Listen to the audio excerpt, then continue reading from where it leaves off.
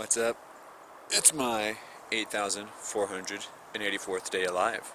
One of my few repeated days. The last one I had was 101 days ago. And the next one I'll have is 101 days from now. Numbers are like really nice like that. 404 days from today, I'll be 8,888 days old. 8,888 is like a really cool number, obviously. I think I could hit 1,000 subscribers by that day. That's over a year from now. I have over a year. I could hit 1,000 subscribers in a year. It's easy. But to do that, I'll have to stay topical, like an ointment. I'll have to apply myself daily. It's a really gross comparison. I know, but hopefully it got your attention. Today's topic, the 46th President of the United States, Joseph Robinette Biden. Yesterday, he took an oath. He, Joseph, tiny baby Robin Biden, solemnly swore to faithfully execute the office of the President of the United States and will, to the best of his ability, preserve, protect, and defend the Constitution of the United States. So help him God. And that's like almost verbatim. The oath of office sets like a really low bar. By that standard, Trump did great. But we're talking about the 46th. Let's talk about his first speech. He spoke about hope. He claims to have saved democracy, but he also called it fragile. I wholeheartedly disagree. I don't think that democracy is fragile in any way. It's one of the strongest things out there. Communism's fragile. He used the one nation under God, indivisible quote from the Pledge of Allegiance. You might have heard it by now. But he left out liberty and justice for all until the end of his speech, which is kind of, I don't know, cheesy. He described the American way as restless, bold, and optimistic, which pretty much sums it up. He thanked, like every president before him from both parties, named a few of them, and said he spoke to Jimmy Carter, like, in the morning. And Jimmy Carter is, like, super old. He was our 39th president. That was like 7 whole presidents ago.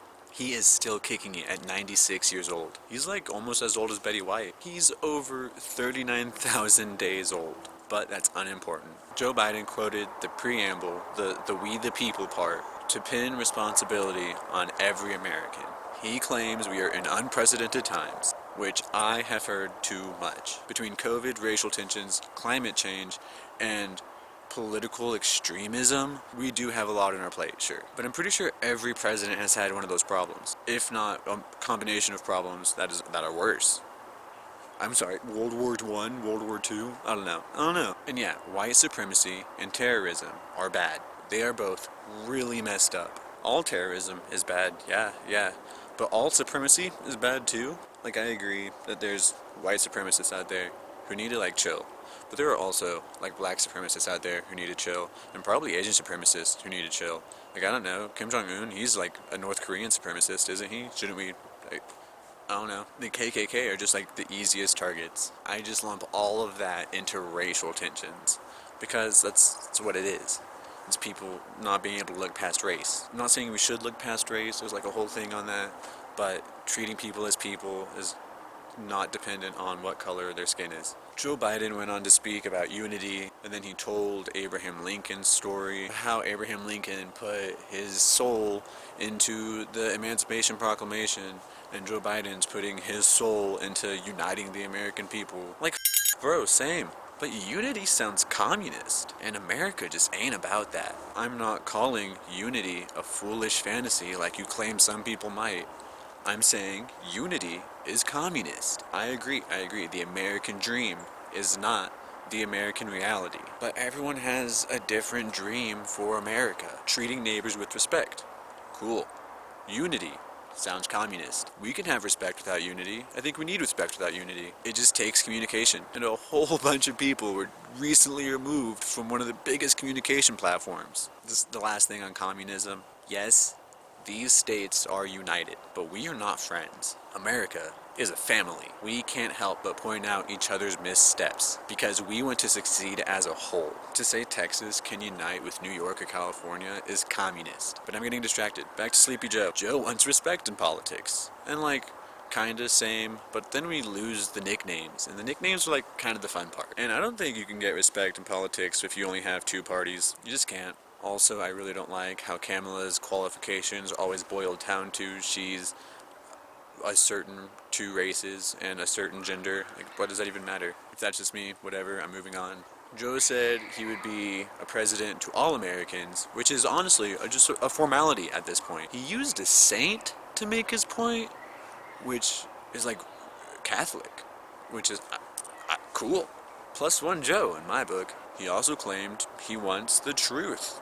So maybe we'll find out about aliens this year. Joe claims to understand the American struggle. He is asking for community and compassion, but I don't think either side is close to that. Joe talked for a solid 30 minutes driving his point. America needs to come together to work on what's plaguing our country.